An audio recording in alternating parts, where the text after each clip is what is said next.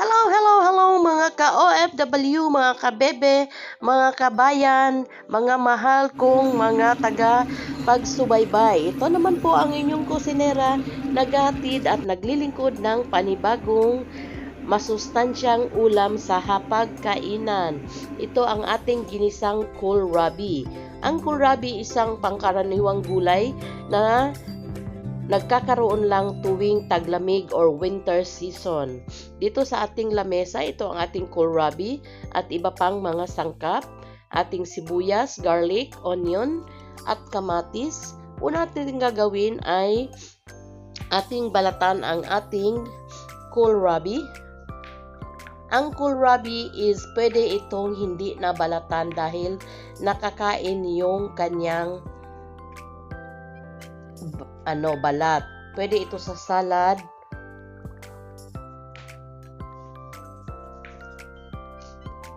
Pwede itong ihawin. Pwede ito kahit anong putahe. Pwede ito sa lumpia. Kahit anong luto pwede dito dahil masustansya at masarap ito. May mga benepisyong vitamin C, calcium. Ayan. Pagkatapos nating hiwain or balatan, atin naman siyang hiwa-hiwain ng pahaba.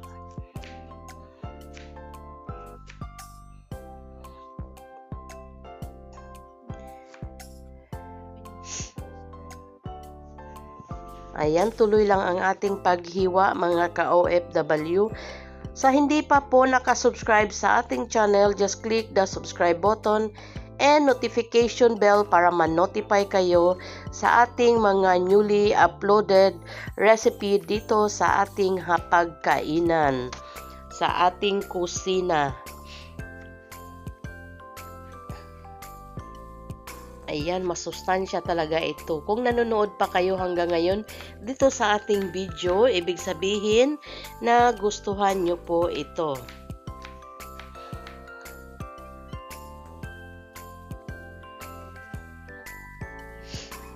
Ayan, mga ka-OFW. Pagkatapos nating hiwain ang ating kohlrabi, atin yan siyang igigisa.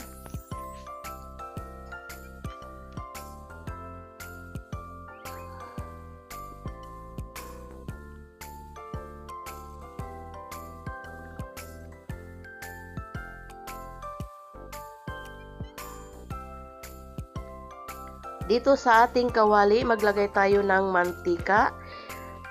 Ilagay natin ang ating sibuyas.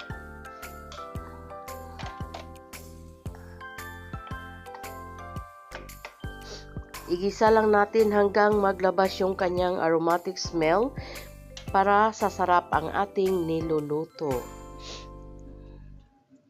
Then, isunod natin ang ating ginger na ginayat din na pahaba at saka ang ating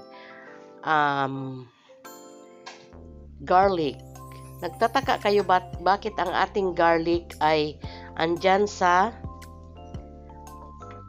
buo-buo siya dahil nakalagay yan siya sa freezer.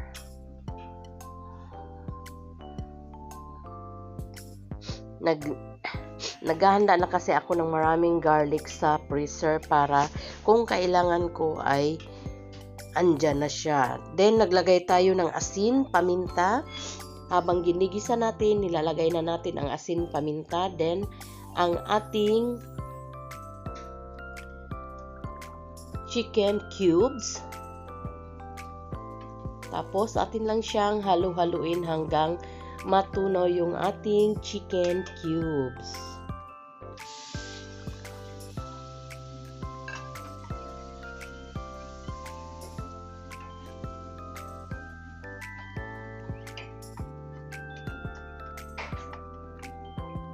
Then, ating isunod ang ating kamatis.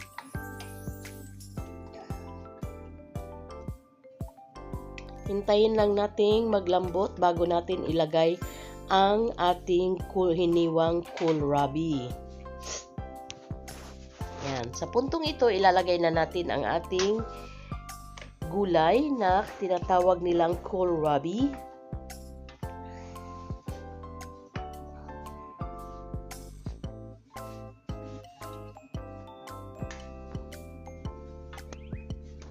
Again, sa hindi pa nakasubscribe sa ating channel, just click the subscribe button and notification bell para ma-notify kayo sa ating mga newly uploaded recipe and video.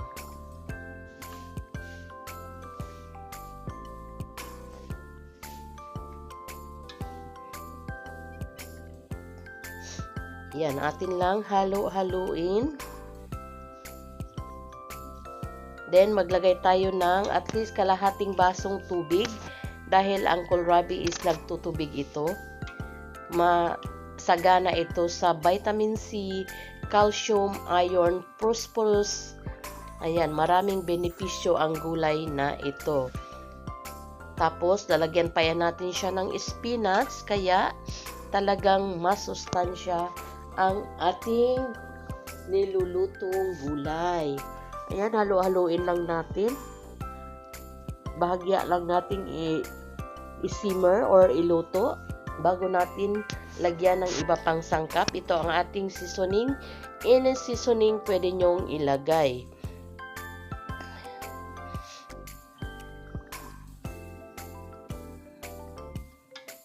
Ayan, halo-haluin lang ulit natin.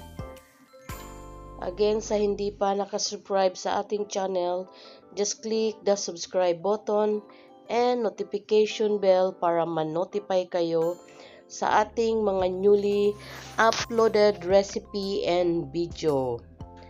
Kumusta mga ka-OFW saan mang sulok ng mundo? Sana'y ligtas tayong lahat at huwag kalimutang magdasal lagi sa ating Poong May Kapal upang iligtas tayo sa pang-araw-araw natin na gawain dahil malayo tayo sa ating mga pamilya.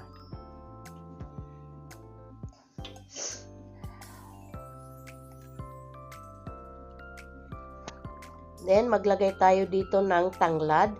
Baka nagtaka kayo, ang tanglad natin is ganyan ang itsura niya dahil binili ito ni amo na ganyan na nakakat-kat na siya dahil nilalagay yan niya sa mainit na tubig at iniinom. Nagkuha lang tayo para pampalasa sa ating nilulutong gulay. Pampadagdag din yan siya aroma at pampabango sa ating niluluto. Ayan.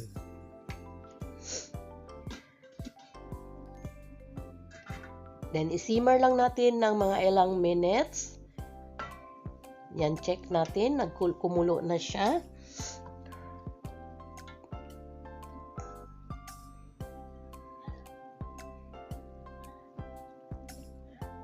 Again, sa hindi pa nakasubscribe sa ating channel, just click the subscribe button and notification bell para ma-notify kayo sa ating mga newly uploaded recipe and video. Sa puntong ito, ilalagay na natin ang ating spinach. Ang spinach din is masagana sa bitamina, kaya maganda ito sa ating katawan. Yan, lagay lang natin. Ang spinach is hindi natin kailangan lutuin masyado. Pangit kasi ito pag na-overcook ang ating spinach.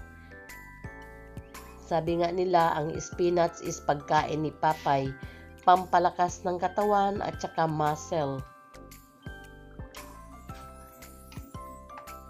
Ayan.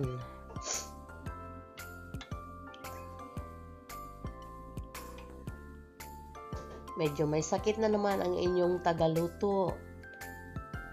Pero go lang tayo ng go dahil talagang lumalaban tayo para sa ating mga mahal sa buhay.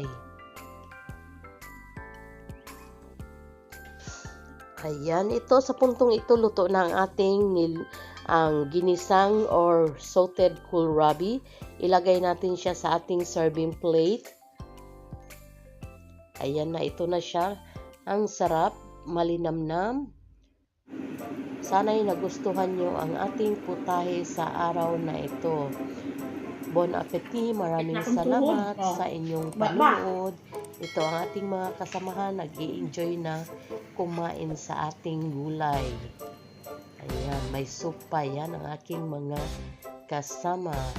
Thanks for watching. See you on my next video. Bye-bye!